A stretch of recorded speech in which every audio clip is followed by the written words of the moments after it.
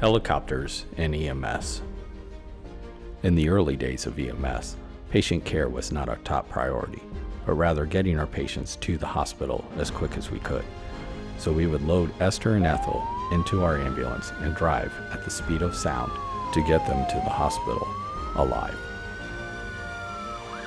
Today's EMS looks a little bit different, as we now take care of our patients and also stabilize them as we transport them to the hospital. We still try to get there quickly, but patient care is our number one priority. When distance and speed is a limitation, there is one thing that we can pull out of our toolbox, and that is helicopters! Hey, that's not the right type of helicopter. Hold on. Let me find this film. Ah, yes, helicopters. The ambulance of the sky. We originally used them in Korea, but then really took off in Vietnam when we transported casualties off the battlefield. Since then, it has evolved to be an essential component of the modern-day EMS system.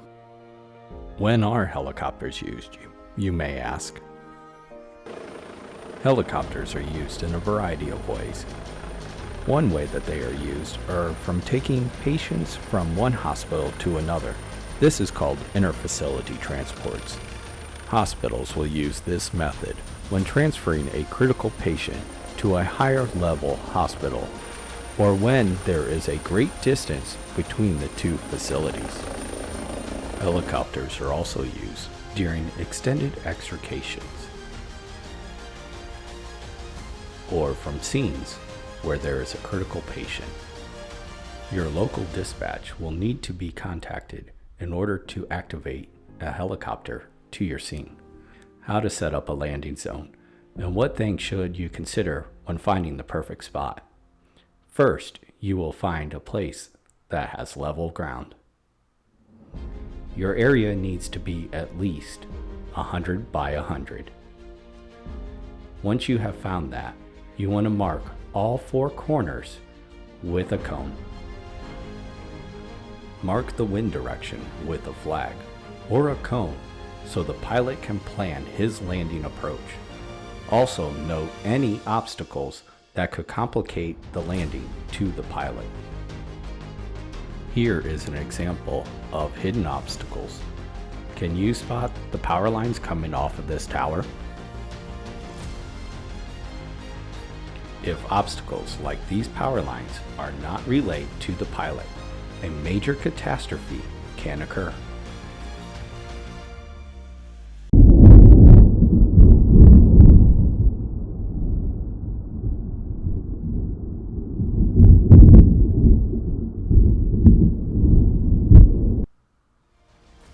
Other landing zone complications can be weather.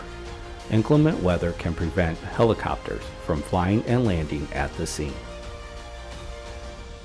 Hilly and mountainous terrain can prevent the helicopter from landing, and city infrastructures can make it dangerous when approaching the landing zone. If everything goes to plan, the helicopter will make a safe landing. Once the helicopter has landed, stand safely away from the propellers and wait for the pilot to acknowledge you and signal when it is safe to approach the helicopter. Only approach the helicopter when flight crews instruct you to do so. When approaching the helicopter, come in from the 10 or 2 o'clock position and keep in visual contact with the pilot. When a helicopter lands on top of a hill, approach with extreme caution and come from the downhill side of the helicopter. Helicopters have come a long way from their first introduction.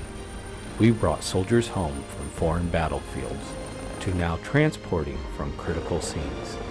Helicopters have been well integrated into the EMS system and will continue to stay for many years to come.